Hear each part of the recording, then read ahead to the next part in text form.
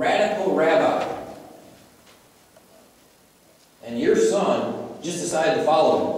He just left the house, sold everything he owns, and he's living in this big community. What a shame. I mean, really, you're no longer my son. People were disowned for following Christ. I mean, we don't have that sense of disownership as much now, but we still have. It's just not vocalized the same way. There still is that distancing.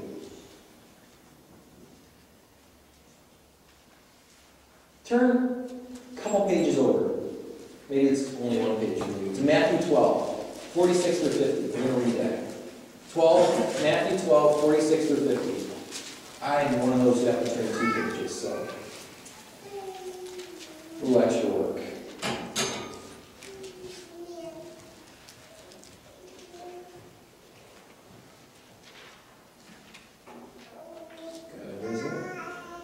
While he was still speaking to the people, behold, his mother and his brothers stood outside, asking to speak to him.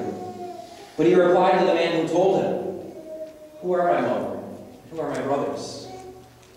And stretching out his hand toward his disciples, he said, "Here are my mother, and my brothers. For whoever does the will of my Father in heaven is my brother and sister and mother." Now, when I asked the question earlier, I wasn't asking to say, is Jesus really saying that the church isn't supposed to be a family? He's not saying I'm going to tear apart families and whatnot. I'm asking, are we that family that Jesus says we're supposed to be? Are we living as, yes, these are my brother, mother, sister, and brother, because they're pursuing the will of God? Do we, Oswego Church of Christ, right here, this people, everyone sitting right here, do we, you, me, I, Victoria, Sean, Carol, Sue, Tim, everyone, do we actually ourselves possess the love that the world needs and wants? Are we practicing that? Now, Jesus is not denying that his mother and brothers were actually his mother and brothers. Nowhere does it say, no, they're not my mother and brothers. Imagine Jesus playing dumb here. He's being naive, okay? The disciple says, "Jesus, your mother and brother are here." Jesus goes, obviously. I've been standing with them for some time now. I've been talking with you for a while. So why are you telling me this now? Don't you think I picked up on this before? I can see all of you. Oh, I get it. Yep. You mean those mother and brothers? Jesus is making a point. Whoever does the will of the Father is the mother, brother, and sister of Jesus. So I guess Judy probably fits more into that mother role than me. So I guess I'll start calling you Mom. Is that okay? Remember what the Spirit does for us. Remember Ephesians. Remember Romans. The Spirit marks us as adopted sons and daughters of the Father. The church is all one family. So what does it look like to be a family? Because I don't know about you, sometimes I think, oh yes, we're one family. It's almost like there's 2 categories of family. My mom, dad, and my sisters and brother. And then the church. And they're not the same. But aren't they supposed to be?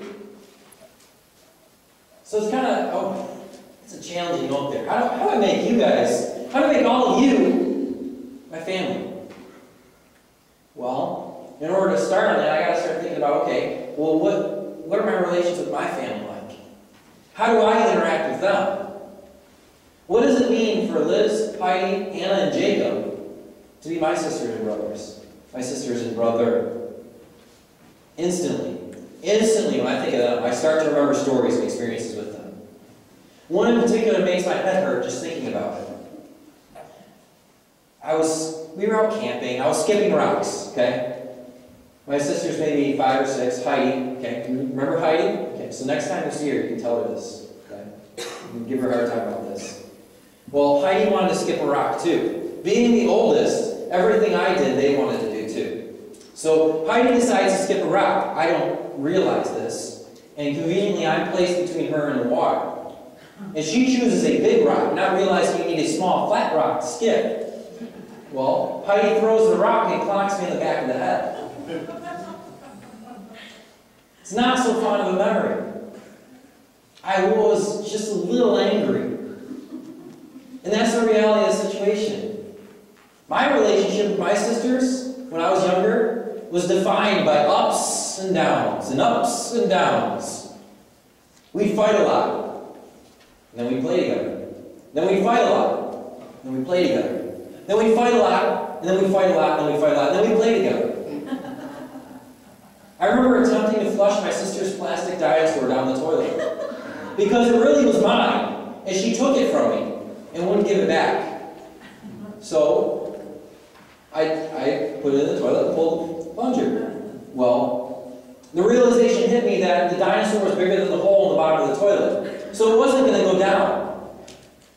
So I thought quickly. I ran to my parents and said, "Mom, Mom, the dinosaur's on the back of the toilet and it fell in and it won't get out. We got to get it out now." Well, Liz cried, and I smiled a little inside. I mean, sisters are annoying. She deserved it anyway, right? They would always sit at dinner and chew with their mouths open. Stop it! It's annoying. Plus, she'd always tell me, "Mom, Zach hit me. Mom, Zach knocked over my Barbie. Mom, Zach and Heidi were driving in the soccer field while Heidi was on top of the car." Seriously. And it wasn't just Liz, it was Heidi too. No, I want the piece of cake with the flour on top. I want the centerpiece of lasagna. It's my turn to sit up front. But despite it all, they were family. These were my sisters. Annoying as they were my sisters. And I had no choice in that matter.